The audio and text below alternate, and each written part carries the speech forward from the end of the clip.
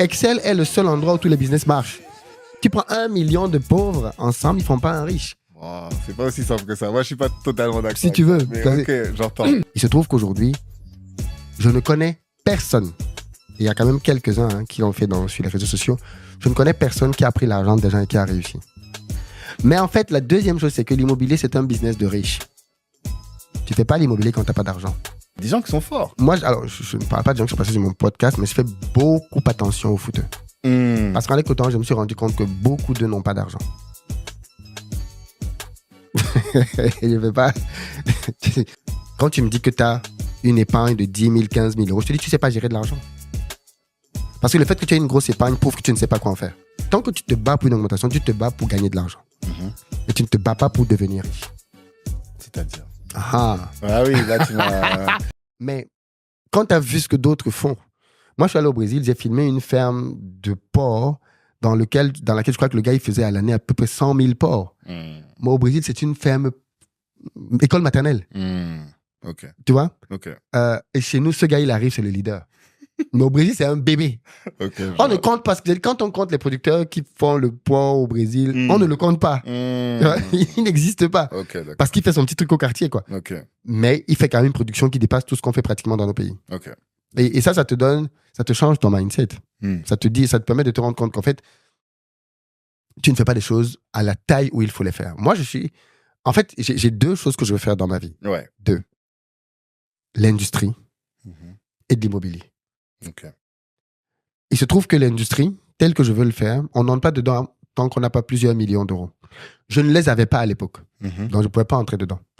L'immobilier, tu peux entrer dedans même avec de faibles sommes. Ouais. Entre guillemets, quand on dit faible, 100 000 euros, tu n'es pas en millions, tu peux déjà commencer à faire des choses, acheter un terrain, ainsi de suite. Et toute ma vie, je me suis toujours demandé comment je fais pour aller vers ces 2 objectifs. J'ai commencé l'immobilier en France, acheter des immeubles de rapport. Ça me permettait de mettre un pied dedans. Quand je suis arrivé en Côte d'Ivoire, j'ai commencé à faire de la promotion immobilière. Ça me permet de mettre un pied dedans. Mais en fait, moi, ce que je veux vraiment faire après, c'est avoir de beaux bâtiments et faire de la promotion immobilière. Comme ici, Vinci, Bouygues et tout le monde construire des immeubles et vendre des appartements. Construire des maisons, les revendre pour répondre à un vrai besoin dans nos pays qui est celui du manque de logements décents. Donc ça, c'est vraiment quelque chose... qui me tient à cœur. Mais en fait, la deuxième chose, c'est que l'immobilier, c'est un business de riches. Tu fais pas l'immobilier quand tu n'as pas d'argent. L'immobilier aussi? Parce que tu as dit ça d'abord sur l'industrie. Mais l'immobilier aussi? L'immobilier aussi à un certain niveau. Okay. Parce qu'en fait, si tu veux faire une opération de promotion immobilière, ça parle tout de suite en milliards, à moins que tu veux faire comme moi. Moi, j'ai commencé avec de petites opérations. Parce que mes opérations, c'est quoi? J'achète une parcelle de 1000 mètres carrés. Je la subdivise en 4 lots de 250 mètres carrés. Je construis 4 maisons dessus. Une opération comme ça peut me coûter 300 000 euros. Ouais. Tu vois? Mais ça, c'est des sommes que je peux gérer avec mon épargne, qui aujourd'hui, avec les années, est devenue conséquente. Donc, à la limite, je peux faire ça. C'est pas insurmontable. C'est pas insurmontable. Mais tu vois bien que tu es sur 300 000 euros pour 1000 mètres carrés. Et tu n'as fait que 4 maisons. Tu vas pas changer tu changes pas. Mais pourtant, ce qui est surprenant, c'est quand même, regarde, tu as 1 million d'abonnés. Oui. Donc, voilà. 1 million d'abonnés, c'est combien de personnes qui te regardent? C'est beaucoup plus d'1 million. Oui. Donc, tu as une communauté qui est énorme. Oui. Et en plus, on te voit, si on prend ne serait-ce que le podcast Question d'argent. D'ailleurs, j'ai dit à Moulay, je n'étais pas d'accord avec le titre. Pour moi, c'est juste une question d'argent? Ouais. C'est trop long? Ouais. Okay. On trouve un truc, moi, cash talk. Ok. Mais bon. Ça, j'avais dit à Moulay, parce que c'est lui qui t'a proposé ce titre-là, et je lui ai dit, il a pas bien peut-être pour la 3e saison, on va changer. Hein. Je te propose. Parce que finalement, la marque, ça perd en marque, long, tu vois, je trouve. Mais bon, bref. Et donc, dans ce podcast-là, tu interviews que des gens qui font de l'argent, tu vois. Donc, ça veut dire qu'aujourd'hui, tu as un réseau, au-delà de ton écosystème, tu as un réseau de personnes. Et qu'est-ce qui vous empêche de vous mettre ensemble, de dire, aujourd'hui, on crée une ville comme Econ, tu vois? Oui. Peut-être que c'est l'envie. Et peut-être parfois, on se dit pas, mais c'est peut-être la vision. Est-ce que c'est parce que moi, j'ai fini par comprendre que on ne s'associe pas à tout le monde. Ça, c'est vrai. C'est pas parce que 2 personnes ont de l'argent qu'elles doivent marcher ensemble. Non, parce que c'est d'abord une question d'affinité, de feeling, de valeur. Parce que dans un projet, si vous faites pas gaffe, le projet va vous diviser. Il va vous séparer. Vous allez sortir de là, votre amitié va sortir de l'embout. Je dis toujours aux gens que si vous voulez préserver votre relation, excluez les questions d'argent là-dedans. Ne mettez pas l'argent au milieu de vos relations parce que ça va vous faire complètement perdre la tête. Ouais, c'est pas tout le monde qui est... Moi, je suis le premier réticent à m'associer aux gens. Je m'associe aux gens quand je sais que on est au-dessus de ça, tous les deux. Au-dessus de l'argent, tu veux dire? Au-dessus de l'argent. Et c'est pas le cas avec beaucoup de gens. Je suis d'accord. Après, la question que je me pose, c'est aujourd'hui, tu as des dispositifs qui permettent de investir ensemble sans s'aimer, sans rien, tu vois. T'es là, mets de l'argent, t'as une rentabilité de X, et puis comme quand on achète des actions aujourd'hui, tu vois, on achète des mais actions, c'est pour ça que je dis, ça commence à se faire. Hein. C'est pour ça que je fais de la promotion immobilière. C'est-à-dire la promotion immobilière, je préfère construire un immeuble et te dire, investis 1 million d'euros dedans, prends 5 appartements, voilà la rentabilité que ça va te faire tous les mois. Je préfère ça, plutôt que de te dire, viens, on se met ensemble, on va construire l'immeuble ensemble. Parce que l'une des leçons que j'ai apprises de mon mentor et qui m'a beaucoup aidé, et dans laquelle je pense que beaucoup de gens tombent, c'est de dire que un entrepreneur, un vrai, ne va pas chercher son agent, c'est des particuliers. Non. Un entrepreneur va chercher son agent à la banque. Ça veut dire que tu dois te structurer pour que la banque te dise oui. Et peu importe le particulier que tu prends, même Cristiano Ronaldo, il ne pas te financer comme une banque pourrait le faire. Ça, c'est vrai. Parce que c'est pas son métier. La banque, c'est son métier. Il se trouve qu'aujourd'hui, je ne connais personne. Il y a quand même quelques-uns qui l'ont fait sur les réseaux sociaux. Je ne connais personne qui a pris l'argent des gens et qui a réussi. Mais tous les gens dont tu parles, par exemple, le Brésil, on va prendre. Oui. Moi, j'ai pas étudié, mais peut-être que tu as étudié le sujet. Comment ces propriétaires terriens se sont constitués comme ça en des grands patrimoines? Est-ce qu'ils se sont pas unis à un moment ou à un autre? Non. L'alliance de deux faibles fait deux faibles. Non. Ben si. T'as pas vu sur le drapeau de Haïti, il y a marqué l'union fait la force? Oui, mais l'union de qui? L'union de 100 faibles. Tu prends 100 pauvres ensemble, ils font pas un riche. Tu prends 1 million de pauvres ensemble, ils font pas un riche. Oh, c'est pas aussi simple que ça. Moi, je suis pas totalement d'accord. Si tu veux. Mais ok, j'entends. Non, c'est l'union des forts qui fait plus fort. Ok, d'accord. Et il faut apporter cette précision. Mais si c'est juste l'union pour l'union, non. Mettre les gens ensemble ne va pas faire... Mais là, on parle de personnes qui sont fortes. Quand je parle juste des gens qui sont sur ton podcast, je vois les footeux, les gens... Il y a des gens qui sont forts. Moi, alors, je ne parle pas de gens qui sont passés sur mon podcast, mais je fais beaucoup attention aux footeux. Parce qu'en l'écoutant, je me suis rendu compte que beaucoup d'eux n'ont pas d'argent. Je ne vais pas... Moi, je dis c'est vrai. Beaucoup de footballeurs n'ont pas d'argent. Mauvaise gestion financière. Bien sûr, complètement. Oui. Complètement. Ils vivent un train de vie qu'on n'imagine pas, qu'on ne soupçonne pas. C'est vrai. Et ils vivent comme si l'argent n'allait jamais finir. Et le jour que l'argent finit, la dégringolade est brutale. L'un d'eux me disait, parce que pour le coup, pour Back to Africa, je veux créer un espace VIP dans lequel mon idée, c'était de prendre tous les artistes, les footballeurs, là, qui sont tous millionnaires, là, pour qu'ils viennent à Back to Africa. Et je leur propose justement, au travers d'entrepreneurs que je connais, des business sérieux de bonne rentabilité. Ben oui. C'est ce que je veux faire. Okay. Et donc, je dis à un des footballeurs, hey, invite tes potes, invite ton réseau. Il me dit, ok, d'accord, tu veux qui? Je lui cite des noms, ouais, tel. Les gens qu'on a tous vus à la télé. Il dit, ok, d'accord, je vais leur demander. Un mois après, je le relance. Bon, c'est comment? Tu as eu les gars? Il me dit, mais les gars disent qu'il faut que tu leur payes le billet d'avion. Je dis, mais est-ce que tu as bien compris? Non, ça, c'est autre chose. Attends. Ok. Attends, je pas fini. Ok. Je lui dis, mais attends, c'est pas ça que je... Comment ça s'appelle le billet d'avion? Il me dit, en fait, c'est que quand les gars ne sont plus en carrière... Ah, tu parles d'anciens footeux? Oui. Ok, d'accord. Ils ne sont plus liquides. Okay. Donc, ils n'ont plus d'argent. Mais c'est des footeux qui ont terminé il y a 2-3 ans. Pas des footeux qui ont terminé il y a 10 ans. Et ça nous a permis d'entrer dans une discussion très transparente dans laquelle il m'avoue que beaucoup de footeux rentrent en Afrique. Pas parce qu'ils aiment l'Afrique, c'est parce qu'ils ne peuvent plus vivre ici. Ils n'ont plus les moyens de vivre le rythme de vie qu'ils vivaient en Europe. Ouais. Donc, ils vont en Afrique maintenant. C'est tous des compatriotes, des patriotes qui aiment le pays comme tout. Mais à la base, c'est parce qu'ils n'ont plus d'argent pour maintenir leur rythme de vie en Europe. Et comme ils ne vont jamais venir devant les caméras parce qu'ils ont une image à maintenir pour dire ce genre de réalité, ils vont continuer d'entretenir le mythe de footballeurs qui ont de l'argent. Mais je connais très peu de footballeurs. Moi, j'ai fait une émission dans laquelle je disais qu'il y a une grosse différence entre gagner de l'argent et être riche. Et le problème de beaucoup de gens, c'est qu'ils courent derrière l'argent, pas derrière l'enrichissement. Tu peux être DG de Total, gagner beaucoup d'argent, comme un footballeur, gagner beaucoup d'argent et ne pas être riche. Oui, d'accord. Et c'est le piège dans lequel beaucoup de gens tombent. Et d'ailleurs, tu verras que beaucoup de gens, qu'est-ce qu'ils font? Ils se battent pour avoir des augmentations de salaire. Tant que tu te bats pour une augmentation, tu te bats pour gagner de l'argent. Et tu ne te bats pas pour devenir riche. C'est-à-dire? Ah. Ah oui, là, tu m'as... Ben, gagner de l'argent, c'est avoir un revenu. Ouais. OK? Ça peut être le revenu de ton activité, ça peut être, voilà. Ça, c'est gagner de l'argent. La richesse, c'est une accumulation de patrimoine. Avoir un bon salaire n'est pas synonyme d'avoir du patrimoine. Totalement. On s'enrichit quand on prend cet argent qu'on a pour le transformer en patrimoine. Je suis cadre quelque part. Grâce à mon salaire, je fais un emprunt bancaire, j'achète un immeuble de rapport, je me suis créé un patrimoine. Ce patrimoine-là, maintenant, fait que ma valorisation financière, quelle est la valorisation financière de quelqu'un qui gagne 2 000 € à la fin du mois? Il vaut quoi? Pas grand-chose, Voilà. Il a tout dépensé. Par contre, dès qu'il a une maison, son patrimoine, maintenant, c'est la valeur de sa maison. Ça, c'est ce qui est très bien en France, c'est que on te valorise sur la base de tes actifs à la revente. C'est-à-dire que tu peux avoir mis, je sais pas moi, 5 000 €, mais si tu as acheté une maison qui vaut 500 000 € avec un crédit de 495 000, on considérera que ton patrimoine est de 500 000 €. C'est vrai. Donc, à partir de là, tu comprends donc que l'enrichissement, c'est l'accumulation de patrimoine.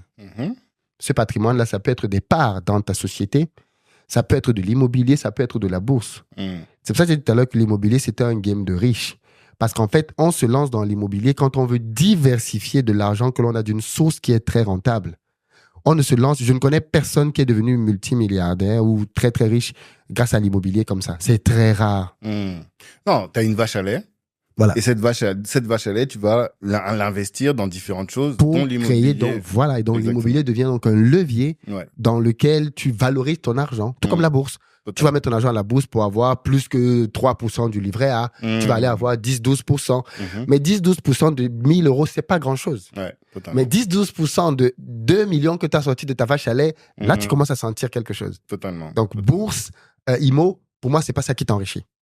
Par contre, tu dois avoir une vache à lait qui est un business. Parce qu'avec un business, par contre, tu peux faire du fois 500 en un an. Oui, d'accord.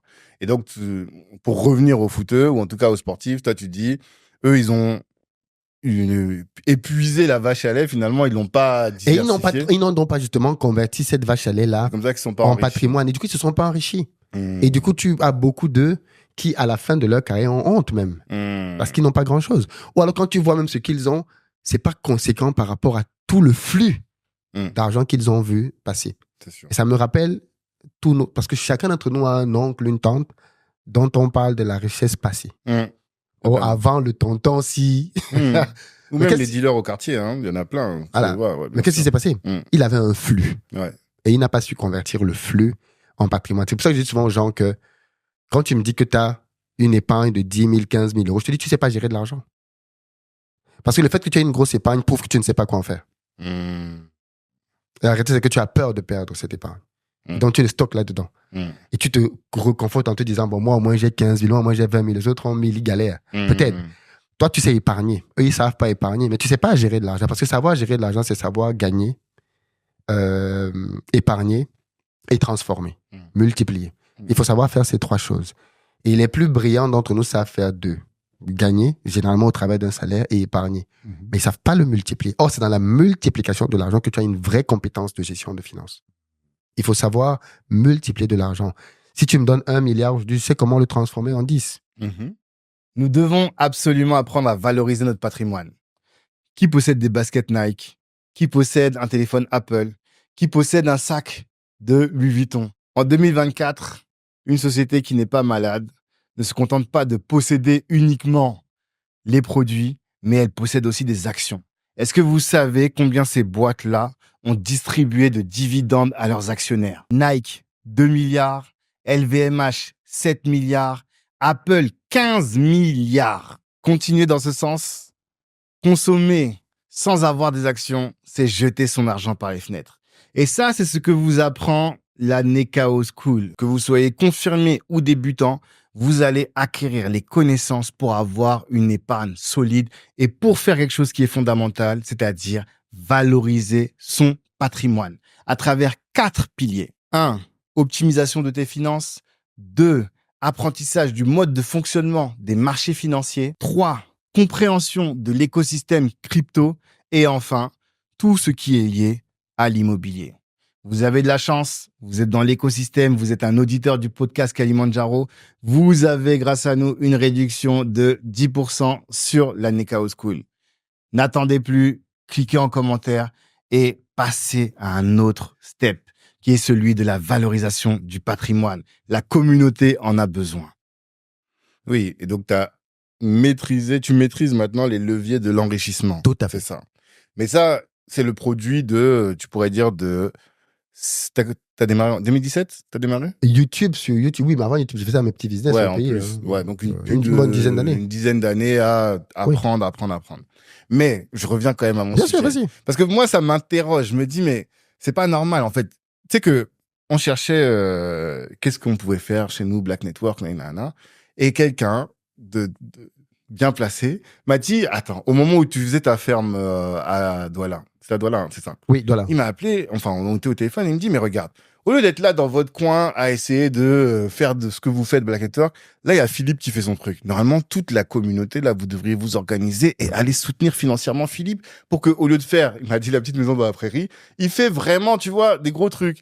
Et c'est là où je me suis dit, effectivement, c'est vrai.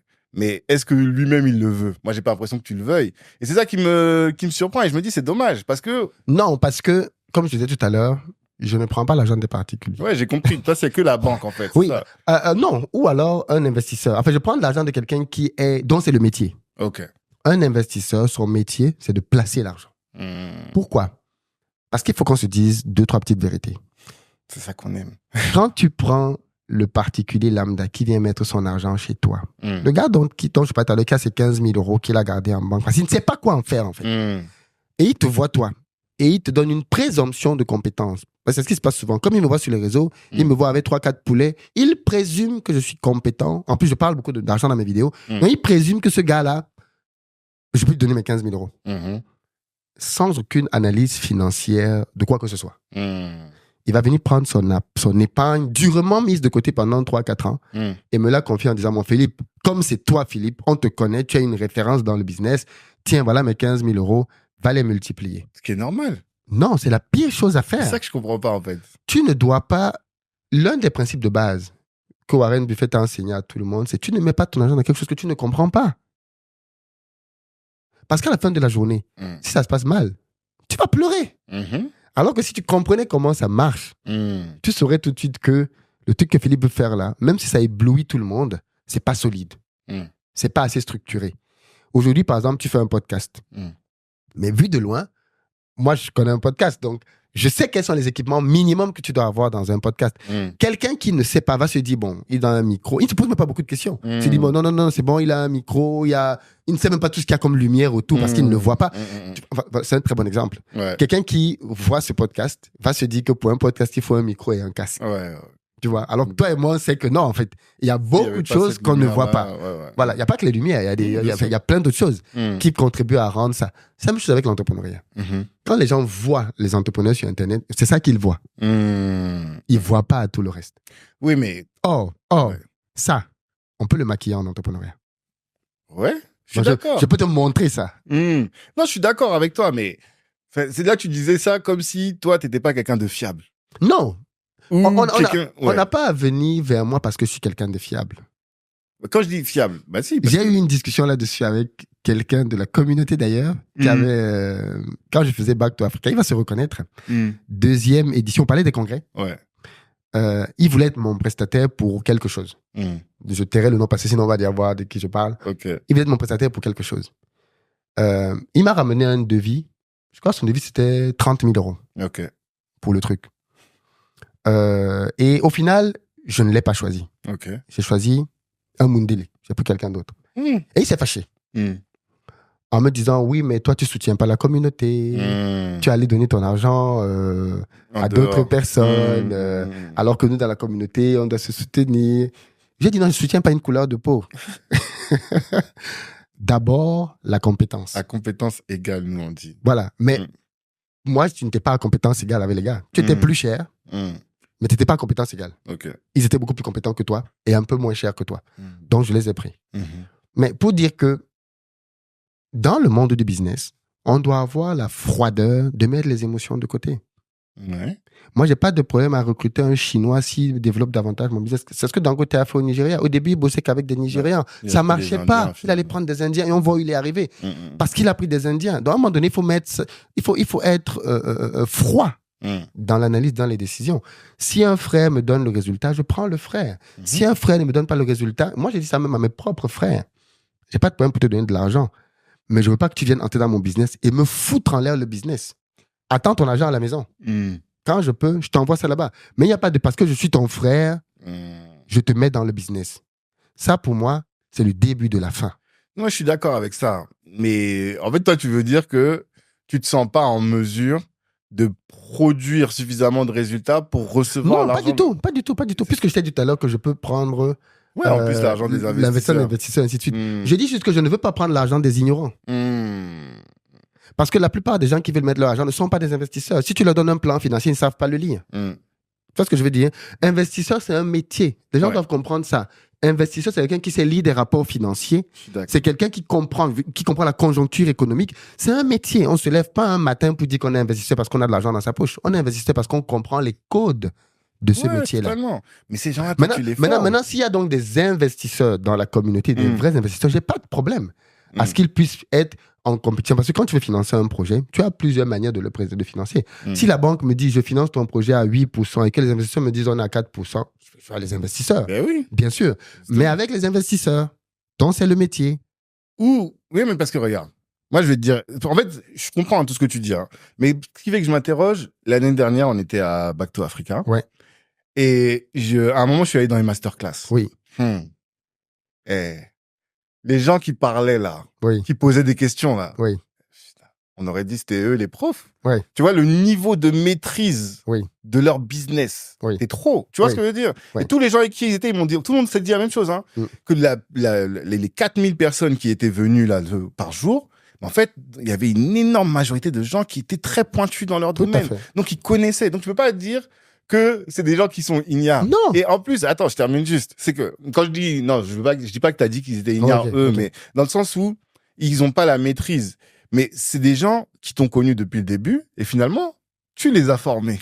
T'as créé une communauté d'entrepreneurs ou d'investisseurs dans l'agriculture ou dans t'as une communauté d'investisseurs au pays, en vrai. Et qui sont matures. C'est ça, en fait, tu vois. Qui ont grandi, auxquels maintenant tu vas leur parler, ils vont dire, ouais, mais non, toi, ton truc là, ça va, voilà. Donc, tu pourrais faire la même chose pour des investisseurs. Alors, je vais te poser la question. Tu vois un peu le truc. Parce que, on va parler des chiffres, ça va être plus matérialisé pour toi. Pardon. Là, je suis sur le point de lancer ma première usine. Ok. Parce que pour le coup, là, je commence à être en taille où je vais pas aller toucher ce genre de business. Ok. Pour lancer ma première usine, je dirais pas transformation de quoi, pour le moment, c'est encore un petit secret. D'accord. Mais pour faire cette première usine-là, on est sur un budget d'à peu près en euros, à peu près 5 millions d'euros. Ok. C'est le budget dont j'ai besoin. Tanguy. Les gens vont me donner combien? Tu veux que je commence à prendre les gars qui ont 5 000 euros? Non, 5 millions, c'est pas insurmontable, franchement. Non. Pour combien de personnes? Tu veux que j'ai un board avec 500 personnes? Non, mais... Combien? Moi, j'ai des gens là qui ont levé des 10, 15 millions dans la communauté. Oui, mais auprès de qui? Non, mais je te parle de monsieur et madame tout le monde. Oui, tu vois? Ok, d'accord, c'est ce que je dis. Donc, monsieur et madame tout le monde, allez mettre l'argent dedans. Si monsieur et madame tout le monde avaient demandé, tu l'aurais dit non. Ne faites pas. Parce qu'en fait, c'est ce que je t'explique tout à l'heure, c'est que, en fait, ça me permet d'entrer dans un truc dont j'ai beaucoup parlé sur ma chaîne. C'est pour ça que je suis très... Tu sais, un verset biblique dit que la réputation d'un homme vaut tout. Ah, je suis d'accord. Et tu vois, j'ai pas envie de risquer ma réputation pour des sommes qui n'en valent pas la peine. Et même pour peu importe la somme d'ailleurs. Pourquoi je te dis ça? On a vu des entrepreneurs être grillés complètement parce qu'ils sont allés prendre l'argent des particuliers en leur promettant des rentabilités qui n'ont pas pu tenir. Internet est sans pitié. On a retenu que toi, tu as pris l'argent. Maintenant, les gens disent que c'est un voleur. Il a volé l'argent des gens. Alors que le pauvre gars a peut-être pris l'argent. Il a réellement essayé de mettre dans le projet. Mais ça n'a pas eu les résultats qu'il avait sur Excel. Parce que la réussite sur Excel est le seul endroit où tous les business marchent. C'est vrai. Sur Excel, tous les business marchent. Tu es toujours rentable sur Excel. Dans la vraie vie, non. Et aller prendre donc l'argent des gens pour aller lancer une activité. Je vais te prendre un cas que tu vois à quel point ce sujet-là est pertinent. Là, pour Back to Africa, Bertin Thiofo, mon mentor, il a lancé une série de boulangeries à la farine de manioc au Cameroun. Je lui ai dit, mais Bertin, franchise ça. Écoute ma naïveté. Je lui ai dit, Bertin, mais franchise ça. Chacune de tes boutiques te génère par jour plus de 1500 € de chiffre d'affaires. Franchise ça, et comme ça, tu permets aux gens de la diaspora, parce que tu as envie d'envahir rapidement le Cameroun pour aller après en Centrafrique. Et avec mon audience, on peut faire ça rapidement. Bertin réfléchit, me dit non. Je veux pas franchiser. Parce que si je franchise, ça veut dire quoi? Parce que franchiser, c'est McDonald's. Ouais, totalement. Il me dit non. La franchise, c'est pas la bonne solution. La bonne solution, ce serait que on aide les gens à lancer des boutiques et on se positionne comme un fournisseur privilégié pour leur donner tout ce dont ils ont besoin. Ils seraient maintenant plutôt comme des boulangeries et des épiceries, mais pas des franchisés, qui sont libres de prendre chez nous ou de prendre ailleurs. Je dis, mais pourquoi ce niveau de prudence? Parce qu'une fois que tu as franchisé quelqu'un, tu lui as donné ton nom. Ah, et il peut faire n'importe quoi avec D'un, il peut faire n'importe quoi. Mais de deux, il peut ne pas avoir la rentabilité que tu lui avais vendue. Pourquoi? Parce que quand quelqu'un vient prendre la franchise de McDonald's, McDonald's lui montre des chiffres. McDonald's lui dit, voici ce que les boutiques McDo font. Bien sûr. Et donc, sur cette base-là, donne-moi 1 million d'euros pour être franchisé McDonald's. Tu donnes 1 million d'euros. Et ensuite, McDonald's, tu sais que c'est de l'immobilier. Il te dit, voici le local. Tu payes tel loyer, on te met les éléments et tu commences à travailler. Et les chiffres suivent. C'est McDonald's, avec l'expérience qu'ils ont, ils ne te mettent pas à n'importe quel endroit. Ils savent, voilà, ils ont quadrillé les pays. Et les chiffres suivent.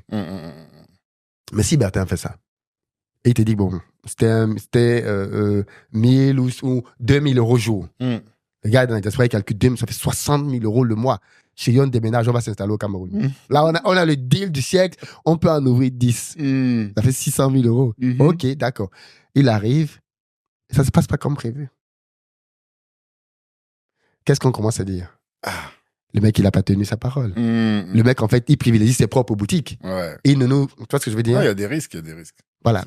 Et le problème, c'est que, comme les gens, la plupart du temps, n'ont pas le niveau de maturité qui fait qu'ils comprennent ça, ça se passe mal. Ça se passe mal en général.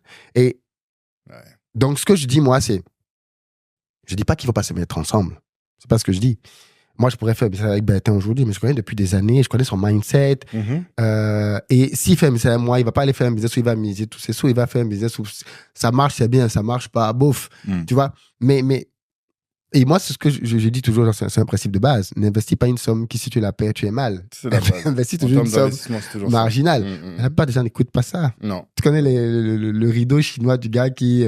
on a vu toutes ces vidéos là, t'as un rideau chinois, enfin t'as un rideau d'un chinois qui est dehors, il met un bonbon, on lui renvoie 2, il met 4 bonbons, on lui renvoie 8. Et à un moment donné, il prend tout, son sac, tout, il met, et le rideau descend et rien ne sort. Et c'est ça en fait, quand le gars va venir, il va se dire, ah ouais, ils disent que si tu donnes, et c'est pour ça que les pyramides de Ponzi marchent. C'est vrai. Parce que quand tu connais du business, les chiffres qu'ils proposent sont irréalistes. C'est pour ça que ce gars te disait que avec un podcast comme celui-ci, t'inquiète pas, je te lance un bureau de podcast, en 1 mois, tu vas atteindre 100 000 abonnés. Toi, tu vas dire, mais Joe, qu'est-ce que tu racontes? Non, c'est vrai. Mais quelqu'un qui ne connaît pas, il va se dire, oui, il a raison. Et tu vas faire beaucoup de vidéos, chaque vidéo va te rapporter 1 000 €. Et il va faire tous les calculs, comment tu vas devenir millionnaire grâce aux vidéos. Et tu vas venir, tu vas maintenant payer tout le matériel, tu vas commencer. Première vidéo, 10 vues. 3 vues, tu dis, Philippe m'a menti. Voilà. Donc, c'est super important de ne pas... Moi, je préfère échouer et perdre mon argent. Non, mais je comprends. Plutôt que d'engager les gens dans des choses que je ne trouve pas. Et du coup, je préfère plutôt dire à quelqu'un, j'ai construit une maison dans le quartier, voilà le type de rentabilité que les gens font. Achète la maison et lance-toi dans le business. Mais c'est ta maison. Tu gères. Ouais. Mais du coup... Le seul problème dans ça, c'est qu'on va être obligé de faire des petit à petit. Non, pas du tout. C'est difficile de faire grand dans ces conditions. Non. La plupart, c'est ce que je t'ai dit tout à l'heure. Quand tu dis que Dangote est devenu Dangote grâce à qui? Il y a forcément des fonds. Je veux dire, en fait, ce que tu remarques, c'est que quand tu commences à grandir à une certaine taille, en fait, ce que je te dis, c'est que l'une des grosses limites qu'il y a à investir avec les gens, c'est les montants que tu lèves. Quand ce sont des particuliers qui te donnent de l'argent, je connais peu de particuliers qui peuvent venir mettre 1 million d'euros dans un business. Il n'y en a pas beaucoup. Non. Or, quand tu commences à faire, je t'ai dit 5 millions, mais c'est la première étape. Aujourd'hui, je connais des gens qui font des usines à 60 millions. Je dis, quel est le particulier qui va te suivre sur 60 millions? Voilà. À un moment donné, c'est la banque ou les institutions, les fonds, qui, eux, peuvent suivre ce genre de chiffres, quoi. Donc, autant mieux, dès le départ, te structurer pour aller chercher l'argent des professionnels, investisseurs comme établissements financiers. Je pense. OK. Non, j'essaie de faire le parallèle avec les startups parce qu'en fait, dans les startups, au début, tu as les business angels, donc tu as des particuliers et après, tu vas chercher les fonds auprès des gros. Mais même les business angels, c'est déjà des professionnels. La partie avant les business angels, c'est love money. Là, c'est pas des professionnels. Là, c'est des amis, c'est des cousins, tout ce que tu veux. Mais les business angels, c'est déjà supposé être des professionnels. Un petit peu plus. Mais c'est pas encore les institutionnels dont on parle. Non, c'est pas encore des fonds. Mais ce que je veux dire, c'est que toi, mais ça pourrait être. En fait, il y a deux choses. C'est là, toi, ce que tu fais, c'est j'assume pour l'instant les charges moi-même. Parce que immobiliser 300 000 euros, c'est énorme. Oui. Tu vois. Donc, t'assumes et tu te dis, je structure, je crée ce qu'en startup on appellerait un POC pour que ce truc-là ensuite puisse me permettre de lever des fonds auprès des institutions. Oui. Ça, c'est ta stratégie, quoi. Oui. Mais regarde, je prends un exemple plus simple. J'ai accompagné des gens dans mon programme de formation Back to Africa, dans lequel on accompagne les gens à rentrer en Afrique, pour faire de la promotion immobilière aussi. OK. Donc, moi, j'ai construit mes mini-cités avec mes propres fonds. Eux, ils se sont mis à plusieurs pour construire leur mini-cité. OK. Tiens-toi tranquille, leurs mini-cités ne se vendent pas comme escompté. Qu'est-ce qui se passe? Ils t'appellent, ils disent... Ouais. Okay. Heureusement, on n'est pas associés. C'est leur mini-cité. Et j'ai les miennes. On fait un effort marketing pour vendre toutes les mini-cités, mais parce que ce sont leurs mini-cités, tu vois déjà qu'il y a une impatience qui se crée parce que les résultats ne suivent pas comme ils avaient prévu. Tu imagines s'ils m'avaient donné de l'argent en me disant, Philippe, fais les mini-cités et vends et rapporte-nous notre argent. Moi, je dors tranquillement la nuit parce que je sais aussi que je n'ai pas ce genre de situation, quoi. Non, je comprends. Mais tu vois, on est toujours en train de se dire, c'est dommage qu'on n'arrive pas à bosser tous ensemble. Non, mais bosser tous ensemble, c'est ce que je dis. C'est quoi bosser tous ensemble? C'est par exemple qu'il faut faire un projet à 100 milliards. Je n'ai pas les 100 milliards. La banque ne peut pas me prêter les 100 milliards. On se met à 4-5. Chacun de nous, chacun sa banque lui apporte 20 milliards, par exemple. Et on se met donc ensemble. Et en fait, le problème, c'est qu'on n'a pas beaucoup de très hauts revenus dans notre communauté. Des gens qui peuvent te mettre 1-2 millions d'euros, il n'y en a pas beaucoup. Il n'y en a pas beaucoup. Donc, et je dis juste qu'il faut lever de l'argent. Pourquoi je dis même ça? Parce qu'en fait, ça protège même l'entrepreneur. Bertin m'a dit un jour que quand tu vas déposer un dossier à la banque, il m'a dit, avant même de lancer un projet, tu sais comment j'ai fait pour choisir mon usine? Je suis allé voir une banque, je lui ai dit, je veux lancer tel projet. Ils m'ont demandé le dossier. Tu parles le dossier, tu vas le déposer. Et d'ici la banque sort de là en te disant, oui, on te finance, tu as 80% de chances que ton projet réussisse. Parce qu'ils ont des données empiriques que tu n'as pas. Ils ont vu tellement d'autres clients essayer des choses qui ont échoué que tu n'as pas.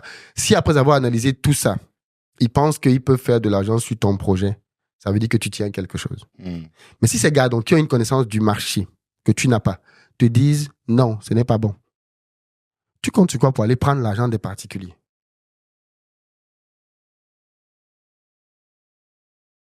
Parce que le professionnel t'a dit, c'est pas bon. Je ne suis pas rassuré par ton truc, je ne mets pas d'argent dedans. Tu dis, ok, d'accord, toi, tu ne connais rien.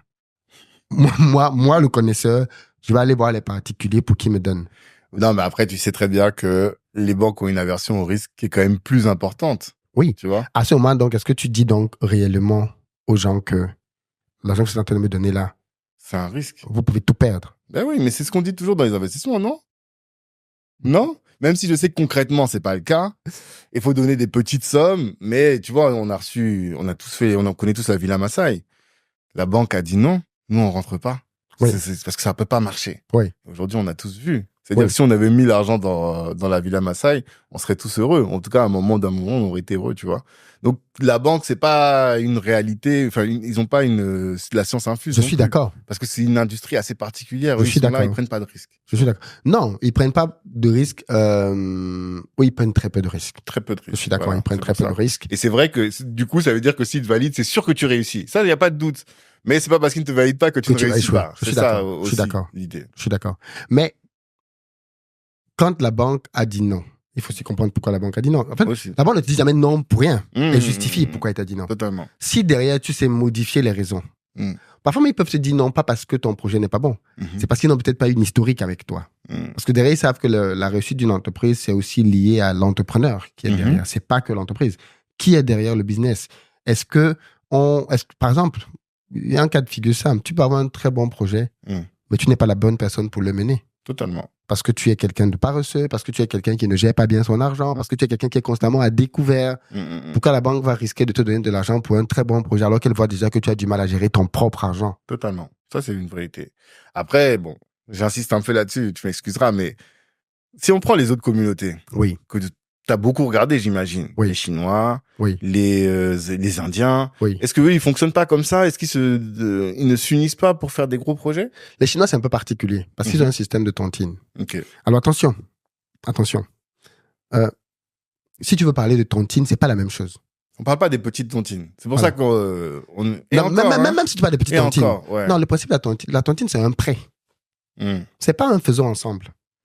La tontine, c'est on cotise, on te donne, c'est ton tour de gagner, n'est-ce pas? On t'a donné, va lancer ce restaurant. Mais en général, tu remarqueras bien que les Chinois, quand ils t'envoient, c'est un business qui est déjà à peu près maîtrisé dans la communauté. Totalement. Ils te donnent par exemple que tu as essayé d'aller sur Mars. C'est parce que tu veux faire un business qu'ils te connaissent déjà. Et quel est ce business? C'est que tu achètes de l'immobilier. Et dans cet immobilier, parce que c'est ce qu'ils font, ils achètent de l'immobilier, ils vivent en haut, en bas, ils font du business. Donc c'est un business model qui est étudié. Qui a peu de risques d'échouer. Et en plus, ils font leur petite étude. Il n'y a pas forcément d'autres commerçants, concurrents à côté, et ainsi de suite. Et après, tu te lances là-dedans. Et derrière, ils ont des gages de pouvoir récupérer leur argent, ainsi de suite. Il y a une organisation derrière. Mais ça, pour moi, ça se fait déjà. On a des tontines. Il y a des tontines au Cameroun, par exemple, les tontines de 150 000 euros. Chaque personne qui est dans la tontine cotise 150 000 euros chaque semaine. La tontine des milliardaires camerounais. 150 000 euros chaque semaine? Chaque semaine, dans la tontine. Et quand tu touches la tontine, les papas Bamileke, quand tu touches la tontine, t'as un bon montant. Ça tontine. Attention, tu te bats pour entrer, tu n'entres pas. C'est pas qu'il y a les gens à la porte qui cognent. Mais non, tu n'entres pas. C'est fermé. Pourquoi? Parce qu'ils se font confiance aussi entre eux. Ils savent que non, lui, on sait qu'on connaît ses avoirs, on sait. Et puis, entre eux, ils travaillent déjà entre eux. Ils savent déjà que bon, lui, c'est mon fournisseur. Je lui dois 200 millions. Ils savent déjà que il va chercher cet argent, il peut truc. Ok. Non, parce que bon, quand même, au final, on peut se dire que c'est dommage, tu vois. En fait, de fédérer tout ce monde-là, et de pas en faire quelque chose enfin, de pas passer au next step. Parce que pour moi, t'as réussi le premier step.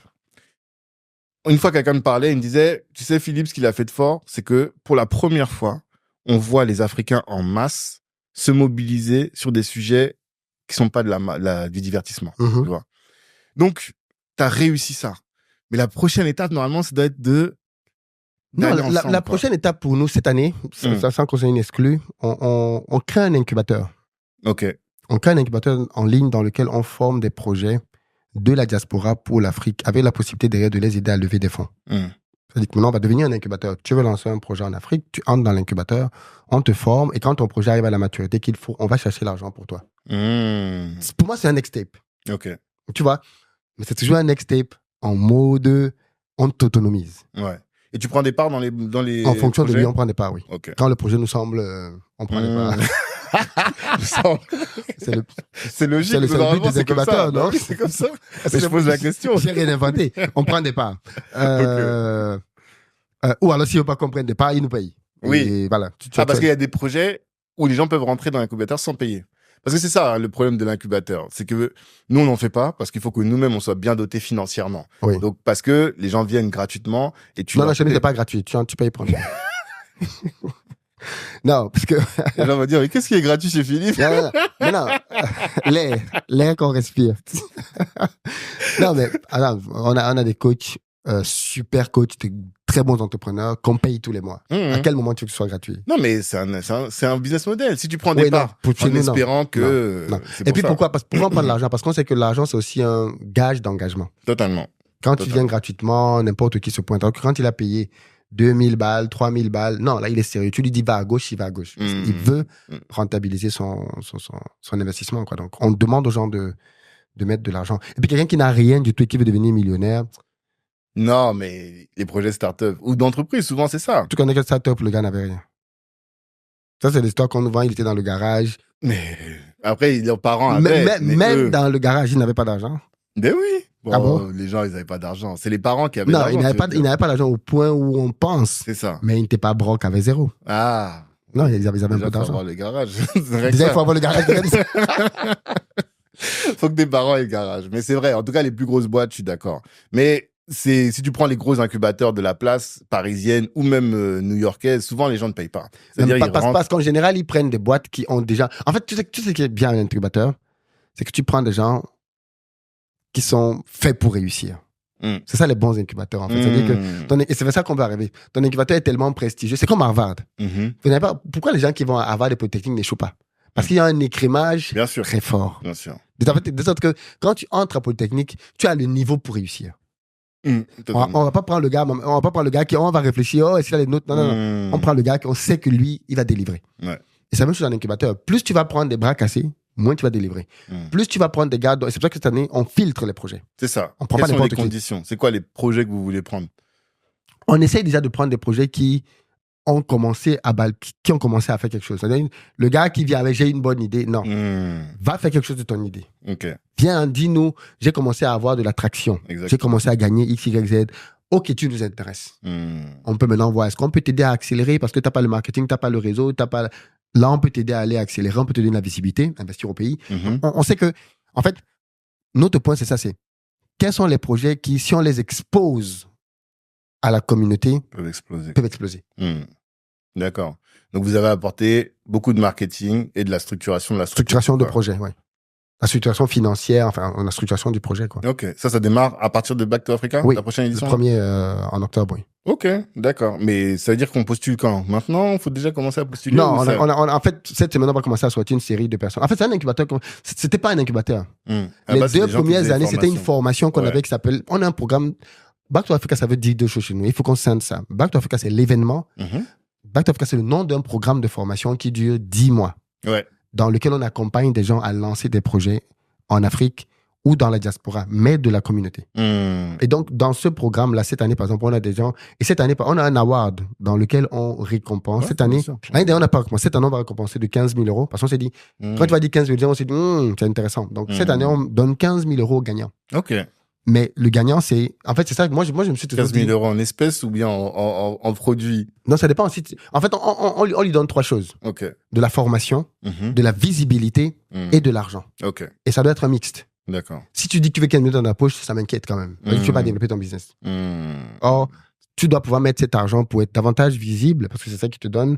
c'est ça qui va te rapporter de l'argent, quoi. Donc, le but, c'est que ça soit réparti dans ces... D'accord. Dans ces 3 pôles. D'accord. Donc ça, c'est des gens qui vont prendre la formation Back to Africa. Mais ça, ce sont des gens qui ont pris la formation de l'année dernière. C'est-à-dire l'année dernière, on a eu, sur 400 participants, on a eu à peu près 120 projets qui sont nés. 400 personnes qui sont entrées dans la cohorte. On en a eu à peu près... 400 personnes. Tu commences à compter l'argent dans ta tête. Tu vois, vous êtes, vous les Africains. Eh bien, 400 fois 3000, ça fait 1 million mais ça, c'est comme ça que vous êtes. C'est comme ça qu'on gagne. C'est comme ça que vous êtes. Et les gens sont venus au palais de congrès. C'est ça, on avait vu. Il a mis 4000 personnes, on fait fois 300 le billet, tout le monde a fait le calcul. Bah oui, on s'est dit, Philippe là, il a la caisse, hein. C'est ça. Ok, d'accord. Mais en fait, c'est ça l'idée, quoi. C'est de dire, on crée un écosystème dans lequel nous propulsons des entrepreneurs. J'ai toujours dit que mon rêve absolu, ce serait qu'on ait aidé à propulser le futur ou les futurs Dangote. C'est-à-dire qu'on les a eu entre les mains, on leur a donné ce qu'on pouvait leur donner, on les a propulsés et on travaille avec d'autres incubateurs beaucoup plus avancés que nous qui, eux, peuvent te prendre au stade du seed pour t'amener à aller chercher des sous aux États-Unis, ainsi de suite. Donc, ça, pour le coup, c'est là que le réseau va être intéressant. C'est qu'on peut, après être passé chez nous, on a validé que tu as un produit qui rapporte vraiment de l'argent, tu es structuré, boum, on peut t'amener. Même si c'est pas des startups. Non, même si c'est pas des startups. Les incubateurs, en général, c'est quand même beaucoup écosystème startup. Même si vous avez des gens qui sont pas startups. On a de tout. On a de l'agro, on a tout.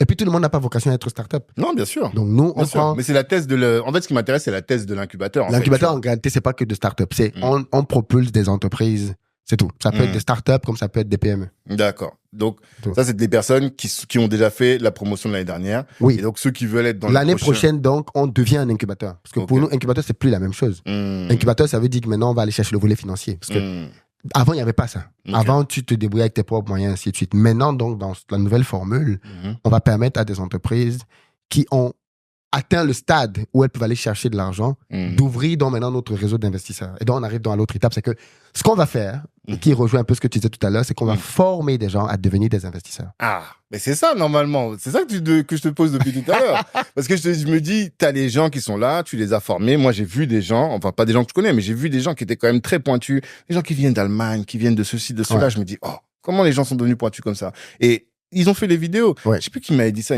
Quelqu'un m'a dit déjà avec les vidéos gratuites de Philippe, tu peux déjà te former. Tout à fait. Donc, il y a des gens qui sont formés et si tu ne le fais pas sur l'investissement, c'est que tu ne veux pas le faire. C'est ça que moi, j'avais compris. Mais là, donc, tu me dis, tu vas former des investisseurs. Mais tu vois, il fallait le faire dans un cadre. Maintenant qu'on a un incubateur, qu'est-ce qu'on va faire? On va former des gens pour leur dire, voici les projets.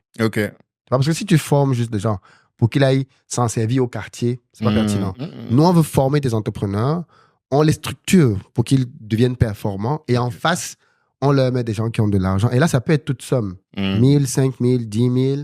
Et on leur dit, voilà, vous êtes dans le panel de nos investisseurs, on vous forme à l'investissement, voilà ce que vous devez regarder. Mais c'est simple parce qu'en fait, en face, les gens qu'on forme respectent les mêmes codes. Donc, vous allez parler le même langage. Ouais, vous êtes tous formés à la même école. À la même école. Donc, on peut investir dans tous les projets sauf dans les tiens, quoi. C'est ça notre problème. Tu gardes les beaux projets pour toi. Non, pas du tout. Pas du tout. Par exemple, tu voulais me dire, je vais investir dans l'incubateur. En fait, le problème, c'est que sans prétention aucune, j'ai pas besoin de cash. Ah, ça, c'est un sujet. La dernière fois, tu sais qu'en 2021, tu m'as dit que tu faisais 2 millions d'euros de chiffre d'affaires. Ah bon, moi, je t'ai dit ça? Oui, tu as dit ça à mon micro, je me souviens très bien. En 2021. Donc, on est là 3 ans après. C'est combien? Parce que nous, le chiffre d'affaires, ça varie. Hein. Ouais, mais c'est important. Parce que on a fait, je dis au micro, on a toutes les personnes qu'on a interviewées pendant l'été, on a 132 millions d'euros de chiffre d'affaires. Au total? Ouais. De chiffre d'affaires généré par les gens qui sont venus. Oui. Mon objectif, c'est d'arriver à la fin de l'année avec 500 millions. Un demi-milliard. Wow. Donc, je dois compter, toi, combien tu fais. Non, moi, je vais te décevoir. Hein. Je suis pas dans les gros. Hein. Je pense qu'on a peut-être doublé. Hein. On doit être dans les 4, 5. Ok. Bah, c'est pas rien.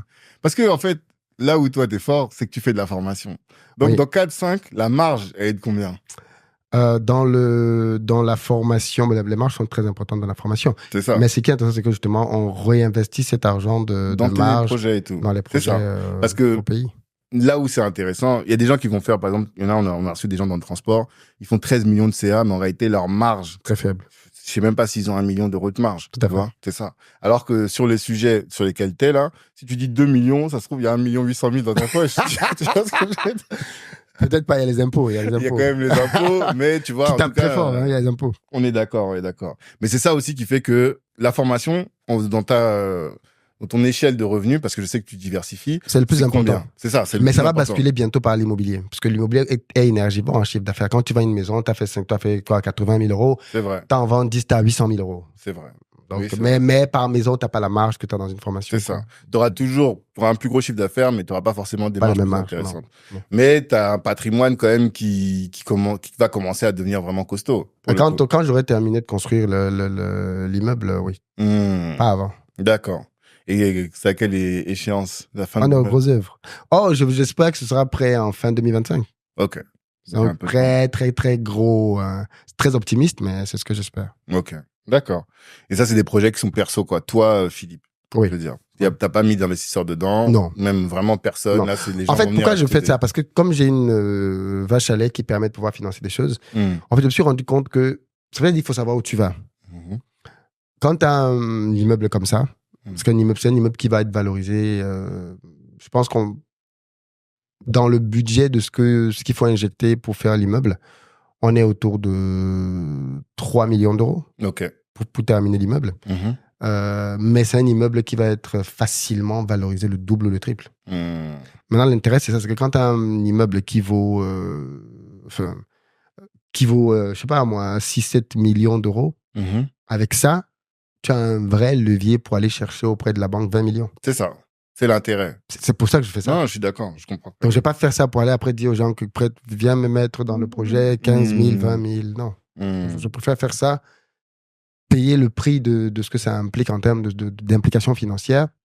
Et après ça, derrière... tu le mets en garantie par contre, pour aller c'est chercher. Ça. Par contre, là, on passe à un autre niveau de projet. Non, c'est lourd. C'est lourd. Donc, toi, tes gros projets, c'est immobilier, t'as dit, et industrie. Ça, c'est les deux sujets sur lesquels tu vas te focus. Oui. Peut-être qu'un jour, tu arrêteras la formation, peut-être, tu te dis... Non, jamais. Jamais? Jamais. Never ever. Qu'est-ce qui t'arrive? Non, je sais pas. Tu sais quoi? Dans mon usine, j'ai prévu une académie. Mais tu rigoles ou quoi? Non, mais c'est bien intéressant. Non, pourquoi? Parce que je vais te dire ça maintenant en exclu. Ça, je peux le dire. Quel est mon objectif avec la formation? Et je suis sérieux avec ça. Mon but, c'est quoi? C'est que moi, j'ai passé du temps avec... j'ai passé du temps avec beaucoup de milliardaires africains. OK. Il se trouve qu'à la base, je suis ingénieur industriel. Donc, l'industrie, je comprends comment ça marche. C'est vrai, ouais. Et la plupart de nos papas font beaucoup de tâtonnements. Tu n'as même pas idée de comment les gens achètent des usines. Nos papas milliardaires. Ils achètent les usines à la confiance. C'est-à-dire quoi? Il va en Inde, il va en Chine, il rencontre un fournisseur là-bas, il lui dit, voilà, je veux une machine qui va faire ça. S'il te plaît, donne-moi une bonne machine, hein, s'il te plaît. Il s'appuie sur la bonne foi du fournisseur. Mais quand tu es ingénieur industriel, tu sais que c'est pas comme ça qu'on achète une usine. Tu sais que pour acheter une usine, c'est un ensemble, une usine en réalité, c'est un ensemble de corps que tu mets ensemble. Électrique, pneumatique, mécanique. Et tu assembles tout ça dans ton usine. Okay. Mais chacun de ces corps-là doit te délivrer une performance. Et pour obtenir cette performance, tu dois avoir des caractéristiques bien précises sur chacun des composants. Par exemple, moi, j'ai travaillé sur des projets comme la station, la centrale nucléaire de Flamanville et l'EPR en Angleterre. À ce niveau-là, tout est mesuré. Même les boulons. Parce qu'il faut que ce boulon-là puisse résister à une certaine pression qui va circuler dans l'usine. Eh bien, quand je viens donc avec ce niveau de technicité, ma manière à moi de vouloir faire l'industrie, elle va être totalement différente. Je veux ramener... En fait, l'industrie dans beaucoup de nos pays est faite de manière très amatrice.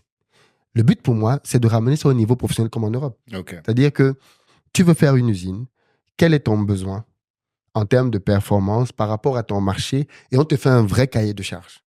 Pour faire cette usine-là, en fait, ce qu'il te vaut, c'est une pompe qui fait ça, qui a tel niveau de performance. Ce qu'il te faut, c'est des vannes qui ont ça, tel diamètre, ainsi de suite. Techniquement, tu as les caractéristiques précises de ton usine. Maintenant, tu peux aller voir 3-4 fournisseurs indiens que j'aurais connus d'ici là. Pour leur dire, je connais déjà quelques-uns, mais je veux dire, je les aurais davantage testés, quoi. Je veux une savonnerie. Je veux une huilerie, parce que c'est souvent les mêmes usines. Hein. Je veux une minoterie de telle performance, avec telle caractéristique. Donne-moi ton prix. Il entre dans le détail technique, il te fait son prix. Et à la fin, on signe un contrat. Et après, on procède comme je l'ai fait quand j'étais chez Alstom, comme je l'ai fait quand j'étais chez Arriva. Même chose. On va visiter le fournisseur, on le suit, on fait de l'expediting, on envoie des inspecteurs, ainsi de suite. Pour à la fin, parce que ce que tu ne sais pas, c'est qu'il y a beaucoup de papas qui ont acheté des usines arrivées sur place, on appuie, ça ne démarre pas.